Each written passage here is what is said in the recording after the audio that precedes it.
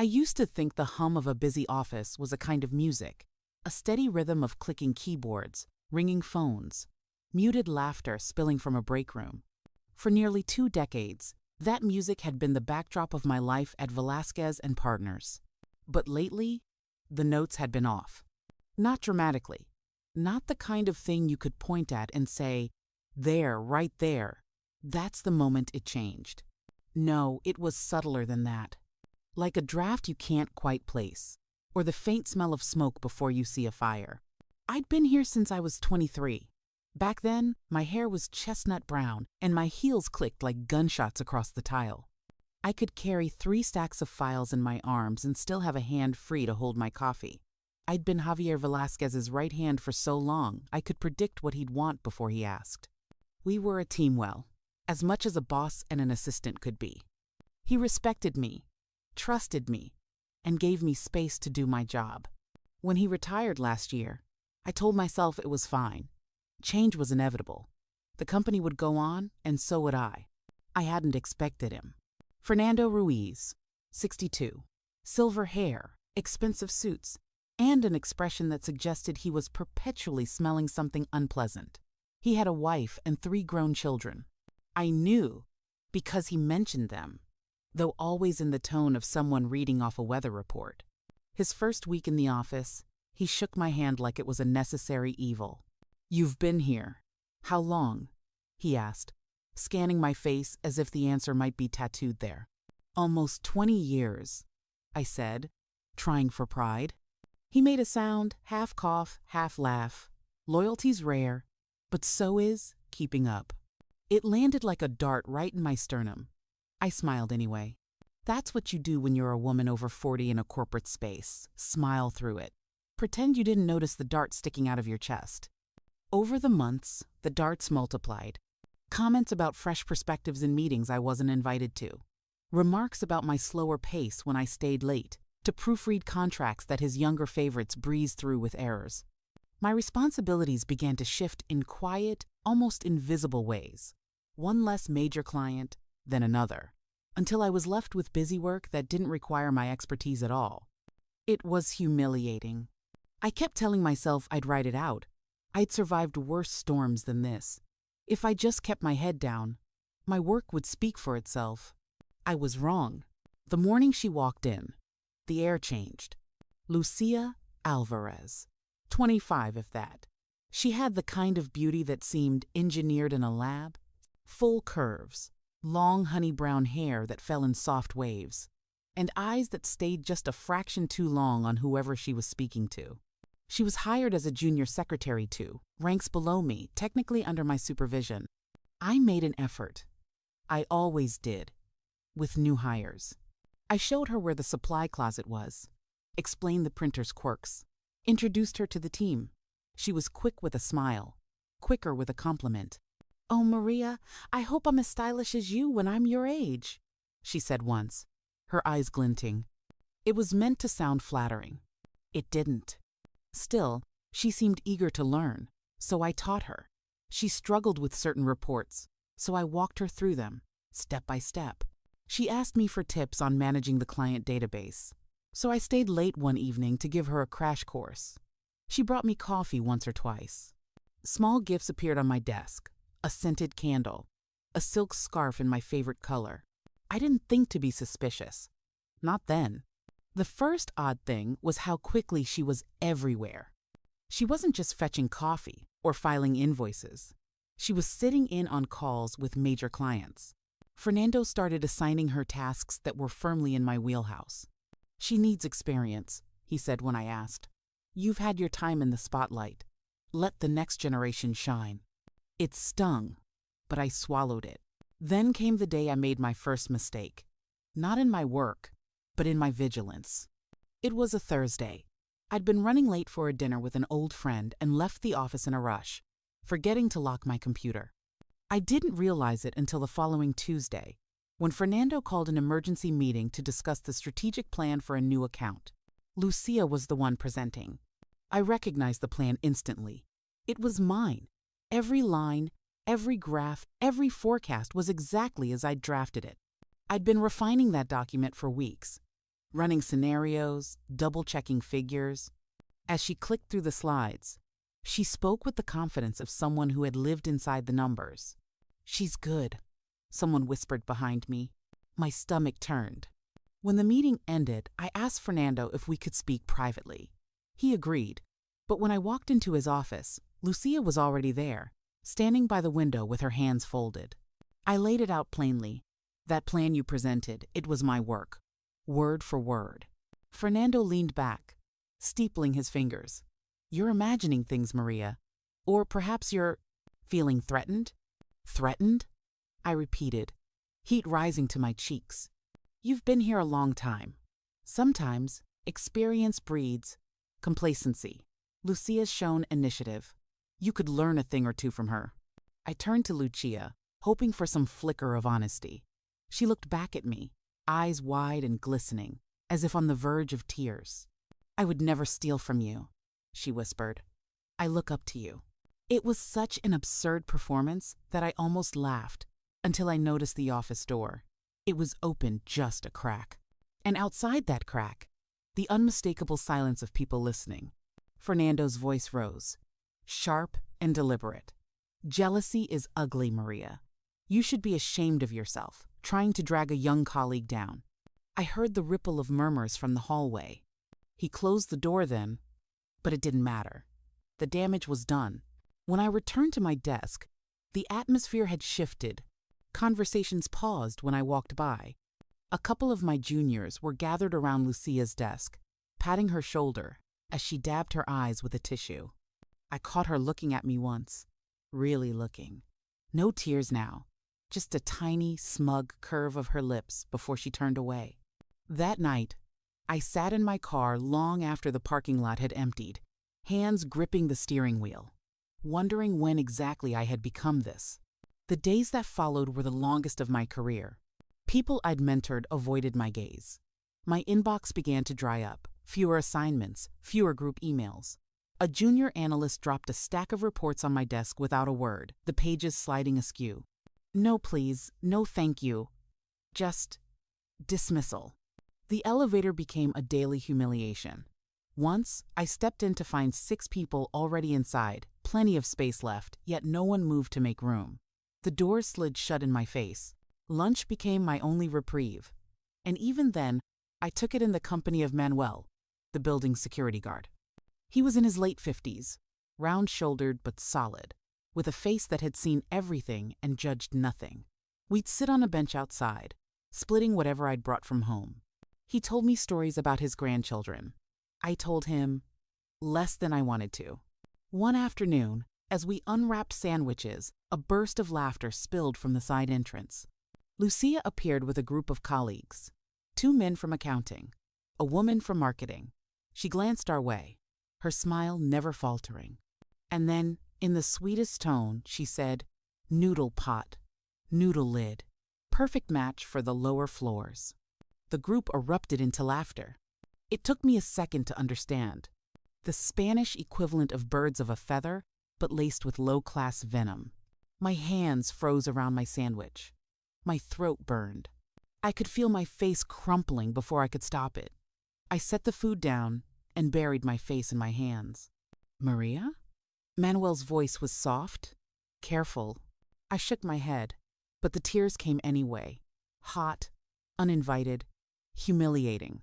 I hated crying in public, hated giving them that satisfaction, even if they weren't close enough to see. Manuel didn't press. He just sat with me until I could breathe again.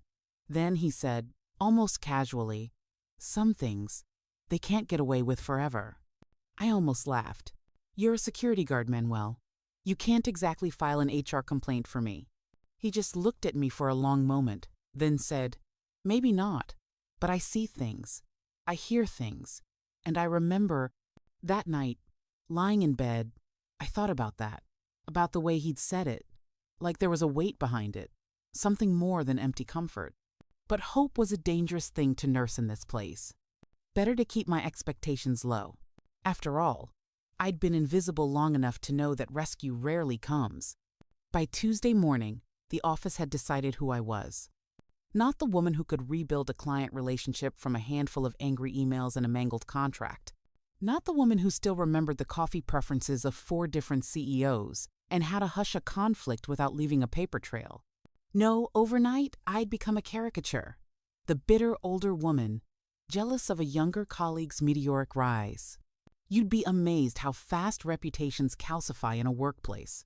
It's like wet cement. Whomever scrawls the first message gets to decide what dries there. The first thing that slid away was small talk.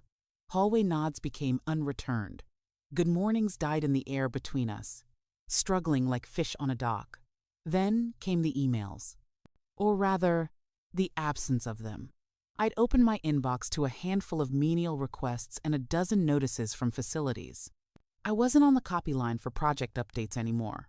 Threads I'd created were continued without me, as though my name had been surgically removed from the recipients list.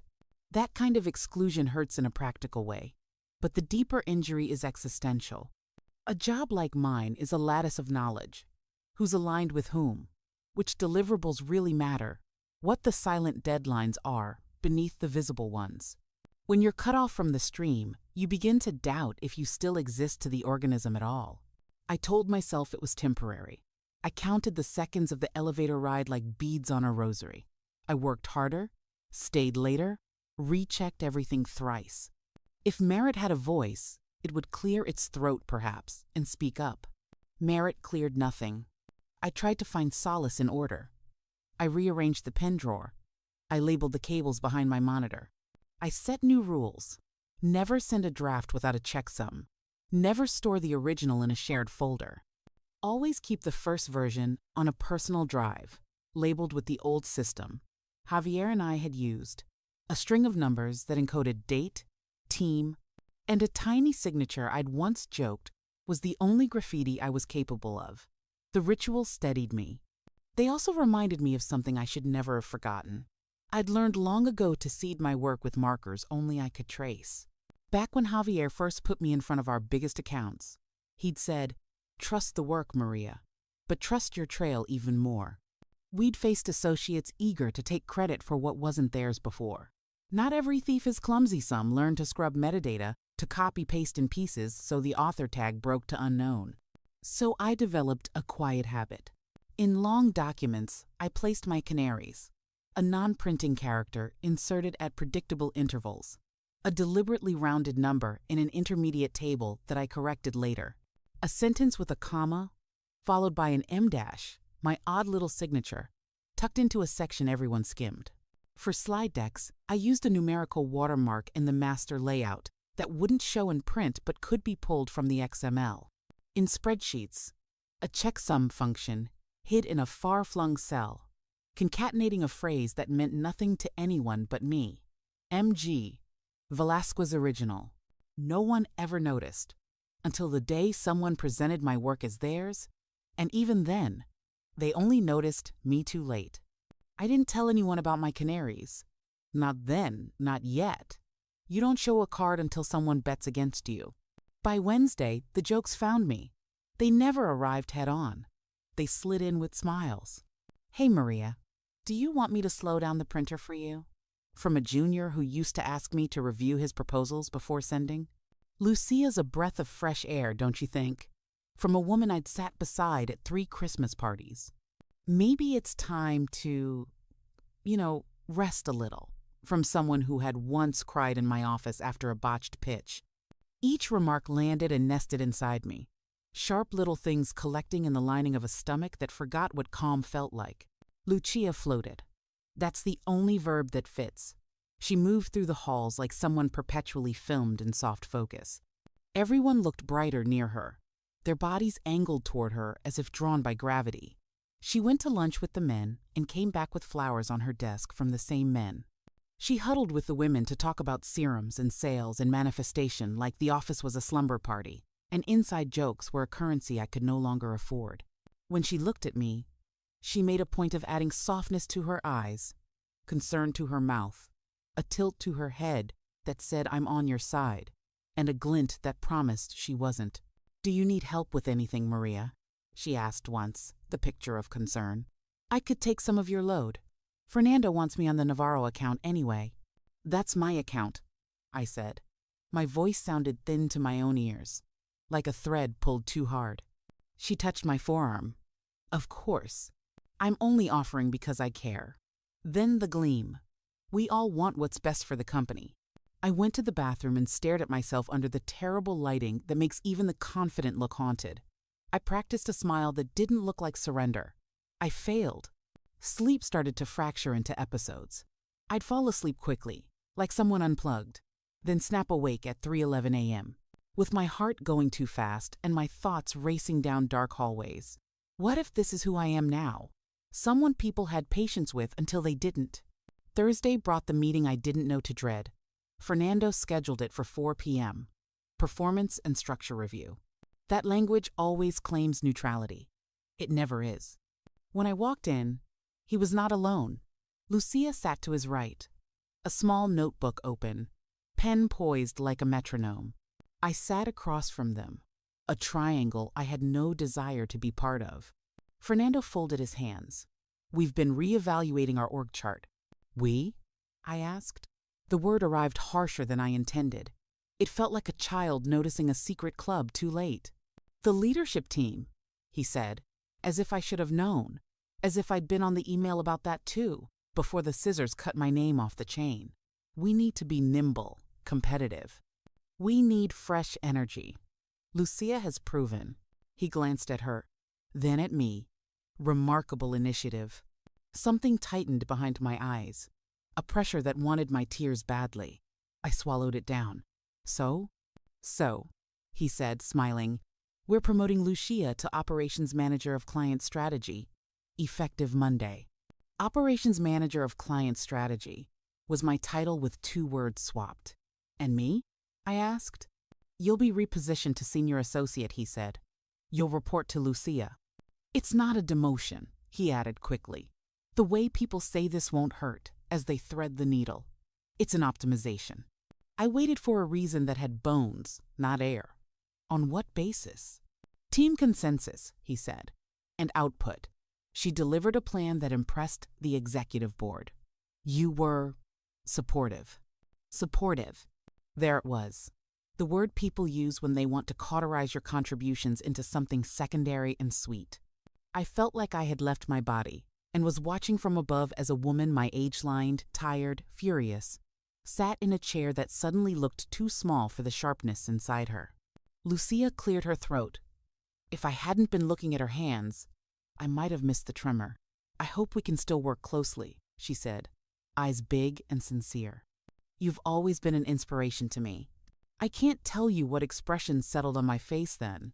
All I know is Fernando smiled bigger, like the scene had played just as he storyboarded it. HR will send the paperwork, he said. Your salary remains for 3 months. After that, we'll adjust to fit the new scope. Adjust down, I said. He shrugged. Budgets are tight. Budgets are never tight for people favored by the storyteller. I stood before I decided to stand, thanked them before I decided to thank them, walked back to my desk with the gait of someone who had just learned to walk again. I saw people glance at me without looking. The office had heard already. Bad news outruns the email that carries it. Someone popped champagne in the kitchen. Corks always sound like small explosions to me. I pretended to need something at my desk. I pretended I was still Maria. By 5, people were clustered around Lucia's workstation like petals around a bloom. Balloons had materialized. Where do balloons come from on short notice? And a neon card that read, "Congratulations, Queen," sprawled across half her keyboard, signatures skittering over glitter. I was not invited to the circle. I stood, gathered my bag, and walked past them. "Maria," Lucia called, sunlight in her voice. "Don't go before you sign the card." I did not break stride. I reached the elevator and watched the numbers descend painfully slowly, as if the building itself had learned spite. Outside, the air hit me like a temperature I didn't have skin for. I crossed the plaza to the only bench with shade left, a plane tree that had seen more promotions and defeats than I ever would. I sat. My breath came high and shallow. My chest didn't feel like it belonged to a person, but to some instrument being played badly. I don't know how long I was there before Manuel's shoes came into the edge of my vision. He always walked the way older men do, careful and dignified, as if they know something about bones the young haven't learned yet. You left early, he said, sitting without asking. He always sat without asking, as if friendship were something you joined gently, like a stream. Did I? I asked, and then laughed, a sound I did not recognize. Apparently, I'm a senior associate now, which is corporate for retrained ghost. He listened like only people who have spent their lives watching can listen. He didn't say the wrong thing, a fix, a platitude, a story about someone else worse off. He just nodded once. You didn't deserve that. I don't know what I deserve, I said. I only know I can't breathe in there. He studied my face. You could leave, he said simply. I might, I said. I used to be brave. I used to think that if I worked hard enough, the story would be fair. I shook my head at myself. Stupid. Not stupid, he said. Stupid is thinking you can cheat gravity. You didn't. They did. I looked at him then. Really looked. Manuel knew too much about our building. That's the thing. People forget about men like him. They aren't just there. They're everywhere. They see who arrives sweaty and late. They see who leaves early and with whom. They know which two people perform a duet of elevator buttons at 8:32 p.m. and which car sits in the basement after midnight. You once told me you see things, I said quietly. Hear things. Remember. He glanced at the plane tree's bark, running a thumb along a seam. I did. Is there something I should know? I asked. The question felt like stepping off a curb when you thought there was another stair. He let the silence hang. Then, you didn't leave your computer unlocked on Thursday out of carelessness. You left because you are human. Someone took advantage. I gathered that, I said, bone dry. He turned, and for the first time since I'd known him, his smile had teeth, not unkind ones, just sharp. Maria, I cannot investigate for you. That is not my job. But security cameras are not decorations. Some are in plain sight, some are not. The garage has new units the tenants didn't ask about. The fire stair has a lens that's older than most of the interns. An elevator doesn't only move people, it records. I have to review footage when things go missing. Recently, things went missing. My plan, I said. My standing. He shook his head once.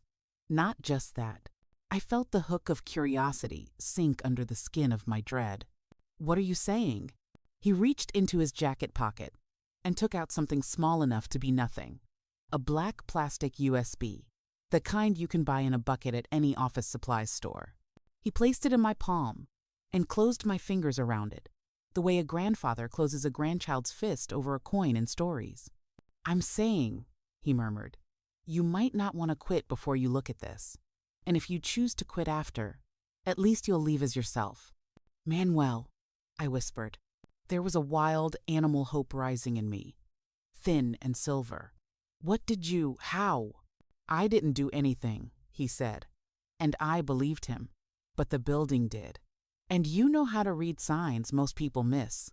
He stood, patted my shoulder, and looked out at the plaza like a general surveying a battlefield already won. Eat, he advised, as if that were still possible in a world that featured USB sticks with answers I didn't dare imagine. Sleep. Tomorrow will be loud. When he left, I held the plastic thing like it might burn through my skin. Tomorrow will be loud, I repeated, and realized my breath had dropped lower in my chest, where lungs were supposed to live. I didn't go back upstairs. I didn't sign the card. I walked to my car with my bag hanging heavier than it should have, the USB clacking softly against my keys in a tiny rhythm I knew I wouldn't forget.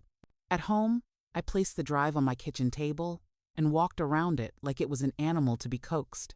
I made tea. I didn't drink. I washed a dish twice.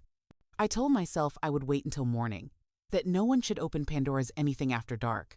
Then I laughed, because the only thing worse than a little hope is a little wisdom.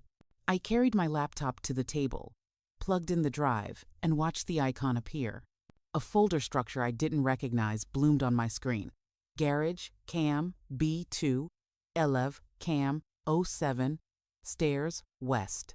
Inside each time, stamped files marched down the column. The dates made my skin prickle. Thursdays, Fridays, the weeks since Lucia's arrival. Before I clicked anything, I paused. A reflex that felt like the last clean breath before diving. I opened a second window and navigated to my work folder. To the plan that had cost me nights and weekends and the last of my faith and fairness, I opened the deck and clicked into the master layout, pulled up the XML, scrolled, not looking at the slides themselves, but at the bones that held them. There, I found it. A string most people would ignore, of no import to anyone except me. MGV 1903, signature, the canary, still chirping in code, even after someone else had paraded the feathers. I felt who I used to be rise to the surface, intent, methodical, cold enough to hold fire without burning my hands. Then I clicked the first video. The garage footage loaded. Grayscale, toothy with compression. A rectangle of concrete columns and the sleek silhouettes of expensive cars. At 12:42 p.m., the timestamp flickered as two figures entered the frame. Even in the harsh light, they were unmistakable. Fernando's posture, Lucia's hair. They moved like conspirators and lovers, at once leaning too close. The choreography of two people who had learned each other's edges. He pressed her against a column, his hand skimming where policy says it shouldn't. She kissed him like she'd never learned restraint. Then they slipped into his car, and the rectangular world of the camera watched the empty garage for 23 minutes before they emerged. Lucia smoothing her blouse in a gesture that would have meant nothing if I were not looking for meaning everywhere. I clicked another file. A stairwell. Echoing. Blank. The kind of space where secrets echo longer than footsteps. Lucia again, but this time with one of the men from accounting. A sweet one. Shy. The kind who prints memes to tape inside his locker. There was a kiss that felt like a favor she was bestowing in exchange for something that would cost him dearly when the bill arrived. I clicked a third. The elevator. Ground floor? Empty until it wasn't. Lucia entered alone. Press 9, then 7, then 9 again. The sequence you pick when you're waiting for a second passenger. The doors sheened open. Fernando slid in. The camera didn't catch the inside, but angles are generous to those who know where to stand. And when they stepped out on 7, his tie was loose, and her lipstick less precise. I sat very still with my hand over my mouth. Not in prudery, but in awe. Not awe of them. There was nothing awe-worthy in their carelessness, but of the machine of chance and wire that had recorded it, and of the old soldier who had seen enough to know where to look. The anger that rose in me didn't feel like fire anymore. It felt like math, like balancing a ledger that had finally provided its missing column. For weeks, I'd been underwater, limbs thrashing, lungs calling for something I couldn't give them. But here, at my kitchen table, with a cup of tea gone cold and a USB drive sweating in the lamplight, I felt the surface above me thin. And then, in that same cold clarity, another thought landed. They will say this is salacious.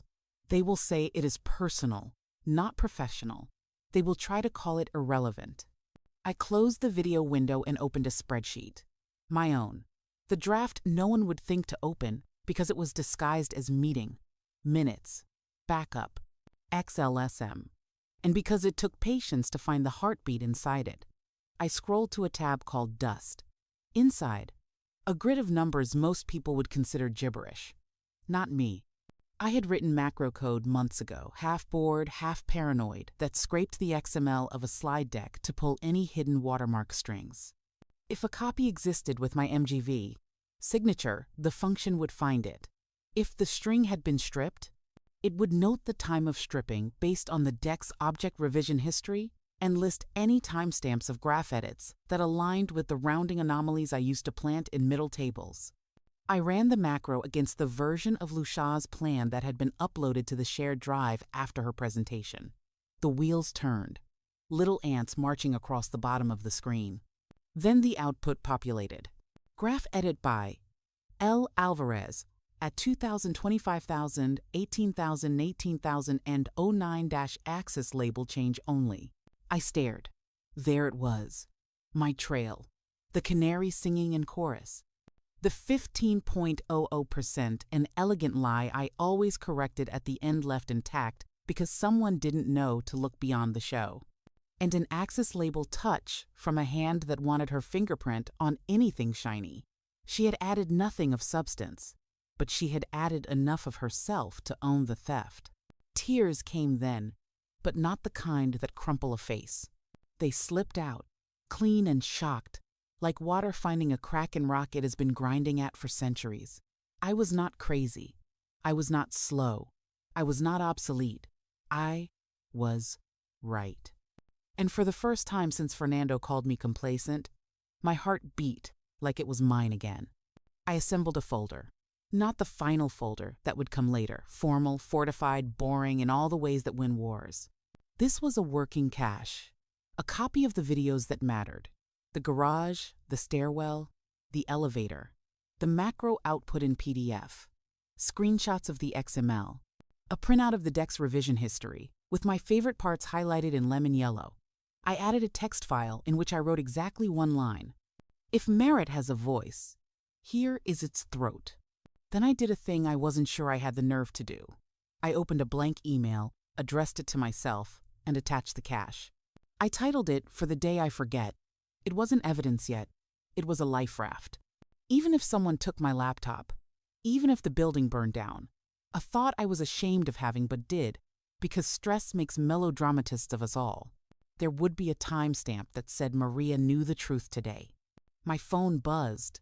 A message from an unknown number, no name, just words. Do not confront yet. Wait. Tomorrow at 10 a.m. Conference room C. Bring copies. M. I didn't have to ask who M was. Manuel had never texted me before. But who else speaks in short imperatives like a man who has worked near emergencies his whole life? I wrote back, Will I be safe? The dots pulsed. Safer than you have been. I set the phone down as though it were delicate and volatile. Like a soufflé I couldn't afford to collapse. I walked to the sink, tipped the cold tea out, rinsed the cup. My hands were steady. My shoulders had lowered inches I didn't know they were carrying. In bed, I did not sleep right away. But when I slept, I did not wake at 3:11. I woke to my alarm with the heavy, ordinary thud of a person who has worked a body hard and given a mind a task it understands. Show your work. On the subway, I rehearsed nothing. In the elevator, I watched the numbers climb without wishing them to hurry. At my desk, I printed what needed to be printed, stapled, labeled, slipped it all into a neutral folder that said nothing in case someone happened to glance. No grand revenge fantasies. No taste of victory ahead of time. Only the hum of a system I could answer in the language it respected. Documentation. At 9:58, I walked toward Conference Room C, the one with the frosted glass panels and the chairs that wheeled too easily. Inside, Manuel was not alone. Two people stood with him. One was Miss Ortega from corporate compliance, a woman whose hair never moved and whose emails always began with per policy. The other was Miss Trujillo, a lawyer who rarely surfaced, except when deeds needed witnesses or whispers needed disinfecting. Manuel nodded to me. There was no triumph in him, only a solidness I wanted to lean my spine against. "Thank you for coming," he said, and for a second I heard the undertone of his job. All the times he said that to police officers, to fire marshals, to tenants who had locked themselves out of their apartments. Miss Ortega gestured to a chair. "Miss Gonzalez," she said, "please sit." I sat. I placed the folder on the table. I did not open it. A small discipline. Let someone ask. Mr. Trujillo spoke first. "We've received an anonymous packet alleging multiple violations of company policy and code of conduct, including," he paused, eyes flicking to Manuel, "improper relationships and assignment misconduct." "Anonymous?" I asked, and then felt foolish. Of course anonymous. Manuel had said safer. Miss Ortega's face did not search mine for guilt or for innocence. It was the face of a professional who has seen better people do worse things and still measured them against the ruler of what is required. "Do you have anything you wish to provide at this time?" she asked. I slid the folder across the table. Only everything, I said. And a small request. Mr. Trujillo raised an eyebrow. Which is? When you ask for the original project files, I said quietly, ask for the master slides and the XML, not just the PDFs. And when you-know-who hands over the version she says she built, press the macro keys on this sheet. I tapped the printed steps I'd included. They'll pull a watermark string. It won't make sense to you, but it will to me. And I promise it will to her when she realizes she didn't strip it. Manuel's mouth did something almost like a smile. Trail, he said softly. Trail, I echoed. Miss Ortega opened the folder. Her eyes moved like a scanner. When she reached the macro output, she hummed. One note, purely functional. When she arrived at the first video still, a frame I'd printed where Fernando's hand was exactly where no boss's hand should be. She paused, just a fraction, the way someone does when a thing they hoped not to see insists on being seen. Mr. Trujillo exhaled. We'll need to secure devices, he said to Ortega. Backup servers. Discreetly. Ortega nodded. We begin today. Lucia is being thrown a promotion party in the break room at noon, I said, and I heard the steadiness in my voice like a blessing I hadn't expected to deserve. If you need everyone in one place while you image drives, that might be convenient. Ortega closed the folder. Noted. Her eyes met mine. Thank you, Miss Gonzalez. I stood, surprised to find that my knees felt like they belonged to me. Manuel walked me to the door. Eat, he said again, like it was our code. Then, softer. And breathe. I stepped into the corridor and the air felt different. Not because the building had changed, but because I had stopped asking it for permission to exist. By my desk, someone had left a cupcake with sparkles in Lucia's signature shade of rose gold. The card propped beside it read, in someone else's looping hand, Don't be bitter, be better. I moved it gently to the edge of my trash can, balancing it there until gravity made the decision for me. At 11:59, laughter lifted from the break room like confetti. At 12:02, I saw two men from IT walking very calmly toward the executive suites with hard cases and serious lips. At 12:05, Miss Ortega's team started making their rounds, clipboards in hand, faces smooth as fresh concrete. And somewhere between those minutes, something inside me, something that had been clenching and clenching, let go. I wasn't happy. Not yet. I wasn't vindicated. Not yet. The story hadn't ended, and I'd learned enough about office narratives to know they rarely end cleanly. But I felt a weight shift, a counterbalance swing back toward the line where it should have been all along. I opened my email and typed a note to myself. Just a single sentence. The way you put a flag on a hill you intend to return to. Today, I remembered how to breathe. I hit send, and then I waited for the loudness Manuel had promised. The loudness didn't arrive like thunder. It arrived like an unfamiliar song playing in a room you've been in all your life, soft at first, but impossible to ignore once you notice it. At exactly 12:15, the break room erupted in applause. I could hear it from my desk-sharp claps, punctuated by high-pitched laughter. The scrape of chairs dragged closer to the action. Lucia's voice carried over it all. Warm, charming, that faux modesty she wore like a designer fragrance. I couldn't have done any of this without all of you, she said. It was the kind of line that worked on people who didn't know better. I stared at my monitor, pretending to work, pretending my fingers weren't pressed so tightly together that the knuckles blanched. Then I saw them, Ortega and Trujillo, walking side by side toward the break room. Their faces were neutral, but there was a kind of stillness to their bodies, the way a cat moves just before it pounces. Two members of IT trailed behind them, each carrying a laptop bag big enough to swallow a career hole. I didn't get up. I didn't follow them. I stayed exactly where I was, because that was the point. I wasn't going to chase justice anymore. I was going to let it walk into the room on its own 2 feet. The next sound was different. It wasn't laughter. It was silence. A sudden cut in the track, like someone had yanked the cord out of the speaker. Then came the shuffle of movement, voices dropping to whispers, chairs scraping back in a hurry. I couldn't make out the words, but I could make out the tone. That low, uneasy pitch that spreads through a group when the script changes without warning. Footsteps approached. Not the quick, purposeful kind, but the heavy, uneven ones of someone trying to leave a place they're not ready to admit they've been asked to leave.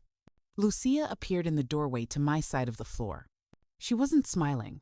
Her cheeks were flushed, not the warm pink of attention, but the splotchy red of humiliation.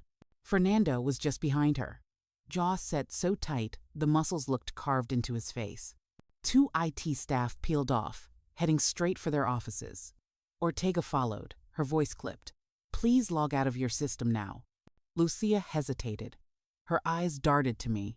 For a fraction of a second, there was something naked there. Fear, maybe, or rage. But then it hardened into something else. Something I recognized from the day in Fernando's office when she'd stood beside him. Dripping false innocence. Calculation. She tried a smile. "Maria, are you enjoying the show?" I looked at her for a beat, long enough for her to believe I might answer. Then I turned back to my monitor and clicked my mouse, as if she'd never spoken. It was the smallest revenge, but it felt like taking the first deep sip of cold water after a long thirst. An hour later, the office had reshaped itself. Fernando's nameplate was gone from his door. Lucia's desk sat stripped. No flowers, no glitter card, just a rectangular patch of dust where her monitor had been. People were working, technically, but their eyes kept darting toward the empty spaces. Offices are ecosystems, and when a predator is removed, everyone notices the shift in the air. That's when Ortega called me. "Miss Gonzalez," she said, voice steady but softer than before. "Could you come to conference room A?" I walked in to find her, Trujillo, and unexpectedly, the CEO, Mr. Delgado, sitting at the table. Delgado was a tall man, with the calm, slightly dangerous presence of someone used to steering ships through storms. "Please, sit," he said. I did. Ortega folded her hands.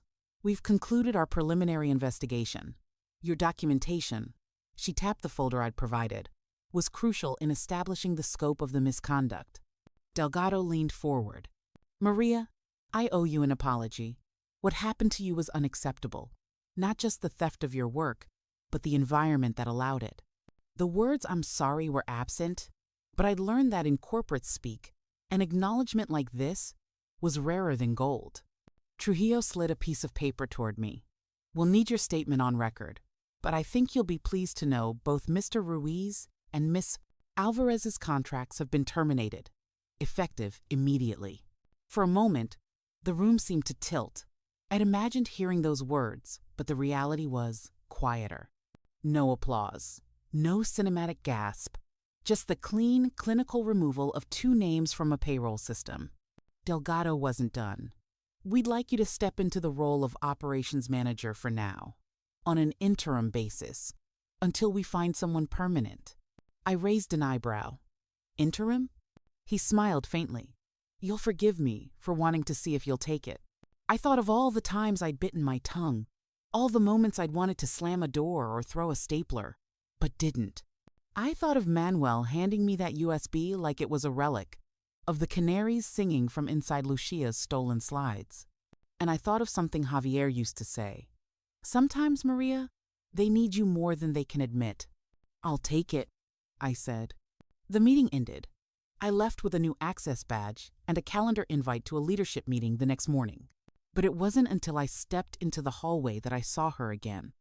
Lucia was standing by the elevators, a cardboard box in her arms. She looked smaller somehow, not physically, but in presence, as if the soft focus filter she carried with her had been stripped away. Her hair, usually a perfect cascade of waves, was limp at the ends. When she saw me, her lips parted. For a moment, I thought she might apologize, but instead she said, "You're good. I'll give you that." It wasn't an admission, it was a challenge. A warning that she wasn't done with whatever game she thought we were playing. "You're not," I said simply. "But you will be." The elevator doors opened. She stepped inside without another word. That night, I didn't celebrate. I didn't call anyone. I sat at my kitchen table, staring at the folder that still sat on my laptop, now duplicated a dozen times over. I knew this wasn't just about me. If Fernando had been willing to sideline me so quickly, how many others had he quietly diminished over the years? How many Lucias had climbed over someone else's work, smiling as they did it? The thought didn't make me angry. It made me clear about what I could do with the position I'd just been given, clear about what needed to change if I was going to stay. Before bed, I wrote one more note to myself. Today, they heard my voice. Tomorrow, they'll remember it. The next morning, Manuel was waiting by the building's entrance, as if he knew I'd want to see him before I went upstairs. He didn't ask how it went. He just looked at me, his eyes crinkling. They won't forget, he said. I smiled, not the polite, measured smile I'd been wearing for months, but a real one. Neither will I. And as I walked inside, badge in hand, I realized the loudness wasn't just about them. It was about me.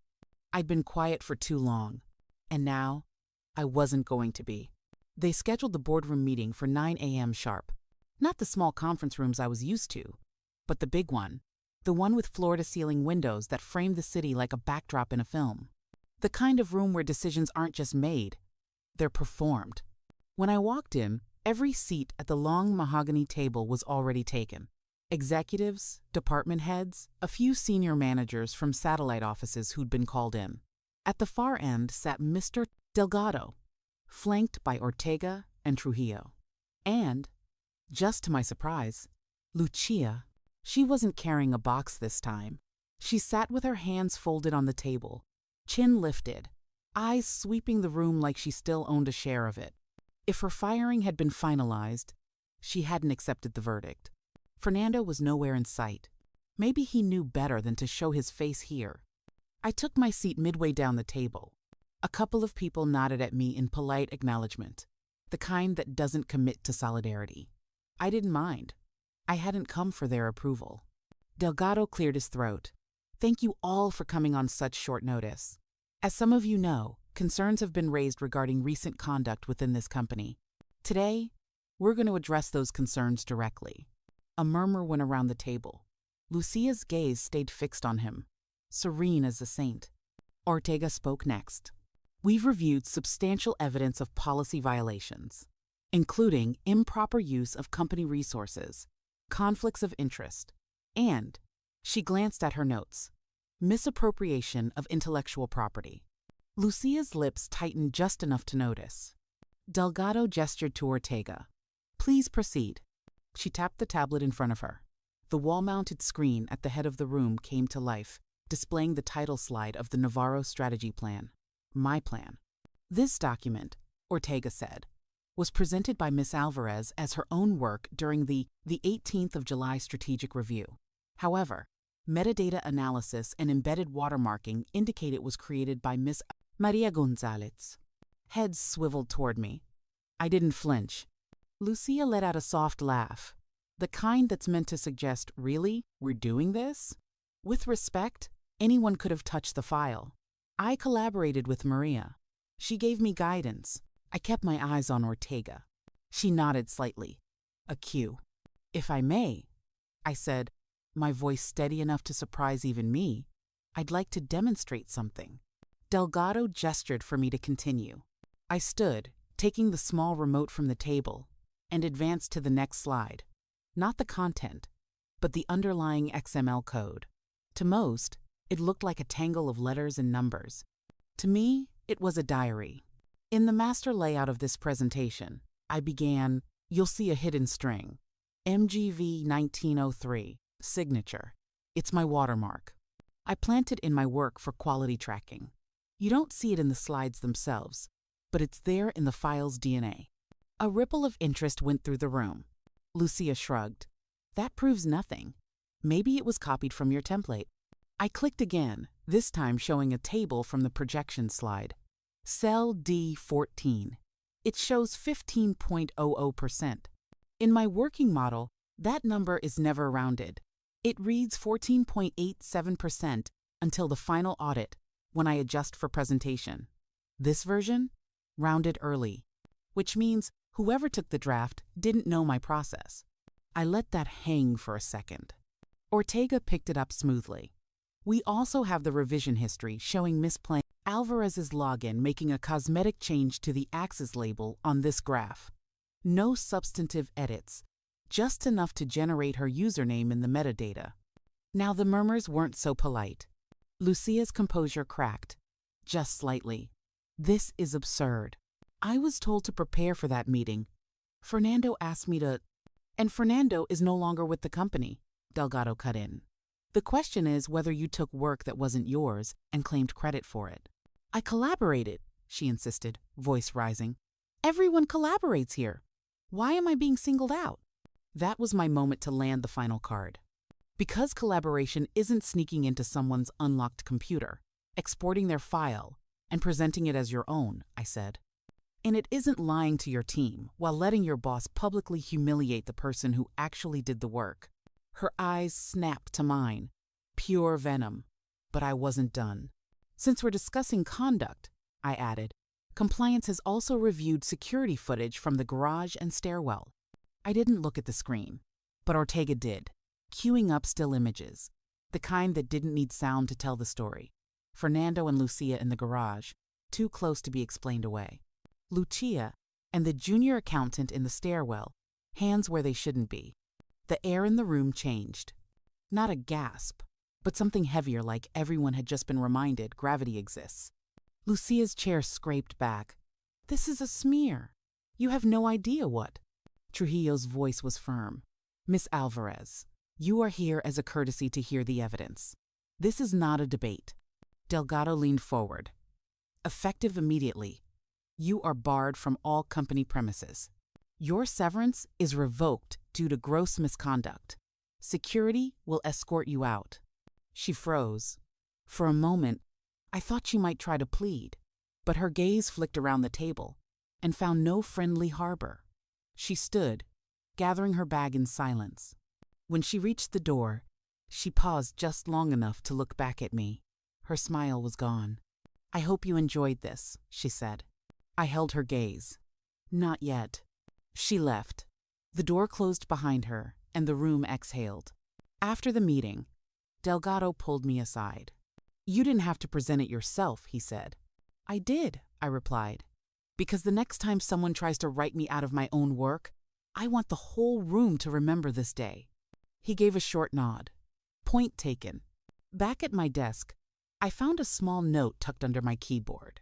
In Manuel's handwriting, loud enough? I smiled for the first time all week. Yes, I thought. And I suspected the echoes would carry for a long time. The morning after the meeting felt quieter. Not the absence of noise, but the absence of her. It's remarkable how one person's presence can saturate a space, like perfume that seeps into the carpet. When they're gone, you notice the lack in ways you didn't expect. Fewer bursts of laughter, fewer heels clicking too fast down the hall, fewer heads turning toward the door. Lucia had been in orbit, and people, whether they liked her or not, had been satellites. Now, those satellites floated unmoored, pretending they were never circling anything at all.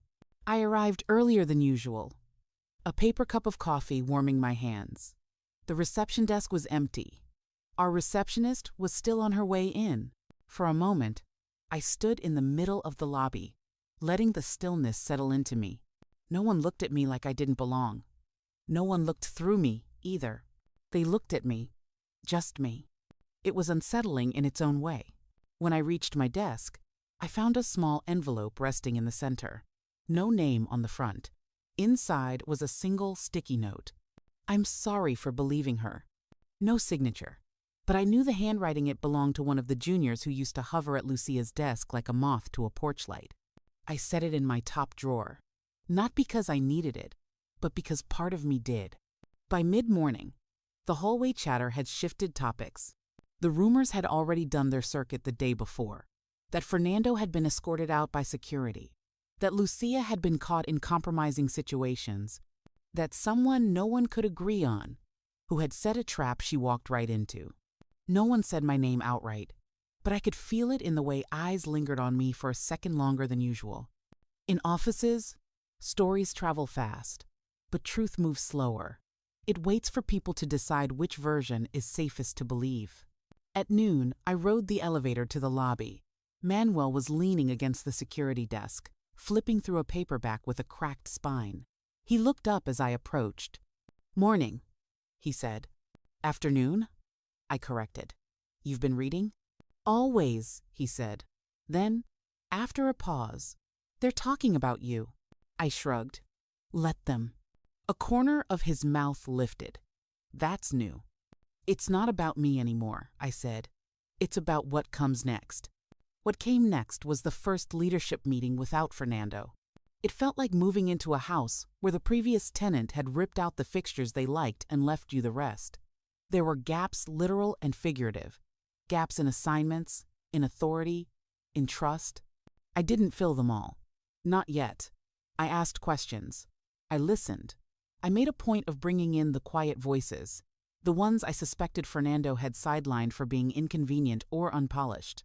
One of them, a soft-spoken analyst named Teresa, presented a market projection that was sharper than anything I had heard in months. I told her so in front of the room. Her face shifted in a way I recognized surprise at being seen. I knew that feeling too well. That evening, as I packed up, I caught sight of my reflection in the darkened window. I didn't look different, not in the way movies would have you believe. No glamorous transformation, no glow of victory. But my shoulders were lower. My eyes were steady. I realized I'd stopped bracing for the next dart. Lucia still occupied space in my head, less as a villain now, more as a caution. She had been obvious in her cruelty, but I knew there were subtler versions of her still in the building. People who might not steal files but would gladly rewrite history to make themselves the hero. And I wasn't naive enough to think everyone had learned a lesson just because one person had been caught. That's the thing about justice in places like this. It's never permanent. It's a tide. You have to keep pulling it back in. Before I left for the night, I stopped by the security desk. Manuel slid his bookmark in place. "Coffee tomorrow?" he asked. "Lunch?" I countered. "My treat?" "You've never bought me lunch." "Then we're overdue," I said. He studied me for a second. "You're not celebrating." I thought about that. "This isn't the celebration," I said. "This is the reset." On the subway ride home, I wrote another note to myself on my phone. Justice isn't loud. It's steady. Loud is just how it enters the room.